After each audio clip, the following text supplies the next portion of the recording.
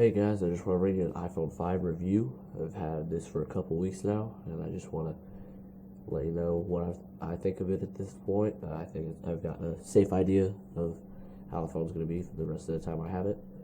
I broke this up into a couple categories. I'll go with display, speed, data connection, hardware, and software, and I'll do an overall at the end. So I guess we'll go ahead and get into it. One of the most notable features with the iPhone 5 is the display. It's 4 inches now instead of 3.5 with the 4 and 4S and everything before that. I gotta say it is really crisp. There's not a actual resolution increase from 720 to 1080. It's not technically HD. It's a Retina display as it has been with the 4S, but it is still one of the best out there, even though it's not up there statistically with the Galaxy S3. The colors are really, really well reproduced. I would say one of the best phones out there, and when it comes to color reproduction, it shows colors with their true saturation, is what I'm trying to say. The speed, even though it is only a dual core, it's the Apple A6 processor, whereas the 4S had the A5 and the iPhone 4 had the A4 processor. It is significantly upgraded. I mean, scrolling back and forth between these, I'm not getting any lag there at all. Whereas legacy devices like the 4S, there was a little bit of lag, not much. The 4S was still very fast, but it's definitely very much improved there. So that the dual core serves it well, and iOS has done a good job with not being as demanding as something such as Android or anything else that might be out there. Android does devour a lot more computing power, so that's why you see things like the Galaxy S3 with a quad-core processor. Apple just didn't want to have to upgrade the battery so much to serve LTE and a quad-core processor when it didn't necessarily need a quad-core processor, and as I'm judging here, it doesn't really need one like they predicted. The data, it's fantastic when you're covered. I am on AT&T, as you can see, and I haven't had any problems.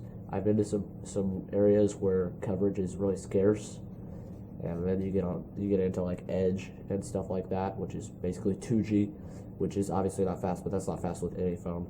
To judge the data speeds on this iPhone 5, to see how great they really are, you really have to be in an LTE area.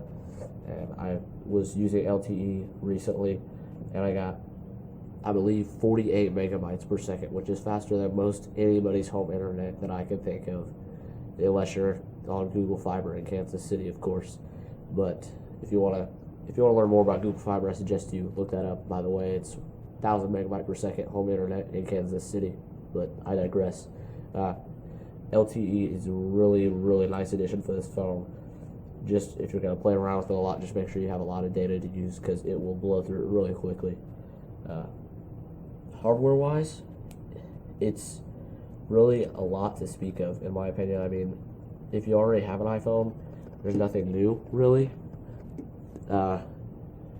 Honestly, obviously it's slate back. I can't show you because I have my OtterBox on, but the back is not all the same piece. It's not all glass. It's glass at the top and the bottom, but right here in the middle, as you can kind of see there with the Apple logo, is aluminum, so it's not as shatterable as iPhones have been in the past. But it really is sturdy. It's a lot lighter, and as you've probably heard, it's definitely thinner with the OtterBox. My iPhone's still pretty thin even with this OtterBox. It's Commuter series, so it's not going to be too thick anyway, but it really does keep it about, I would say, just about as thick as an iPhone 4S, probably. Maybe a little bit thicker, but not much to speak of. Software is, most people, including me, my only gripe with iPhone 5. iOS 6, as you know, you got the notification, everything that you've had since iOS 5, and since really iOS in general's inception, not much has changed at all, and that's not necessarily a bad thing because it really works. It's very functional and it's great. Just, it hasn't changed a lot. If you look at how far iOS has come and how far Android has come, Android has advanced a lot more, and iOS has just played it safe. which it's working for them. I mean, people are still buying iPhones and they still work great, and it's fine. But it could be a little bit more advanced, and Apple could take some bigger risks when it comes to advancing iOS 6. That's basically all I was thinking about covering, guys. Overall, it's a great upgrade if you're coming from the iPhone 4. If you're thinking about upgrading and you have an upgrade with your carrier, go right ahead. You won't regret it. As long as you like the iPhone, you won't regret it. From the 4S, not necessarily, because the processor is just one generation newer. The 4S's processor is really fast. The 4S's camera is an 8 megapixel, and this is as well. This supposedly has improved optics, but I mean, I haven't noticed much of a difference from the 4S to 5. So if you have a 4S, you may want to stick around and wait to see what else comes out, because you won't be getting much of anything that you don't already have, to be honest. So I want to know what you guys think about the iPhone 5, anything else that might be out. Just let me know if you think there's something better than this. Just tell me in the comments, or feel free to hit me up on Twitter or Google+. The links are on my channel.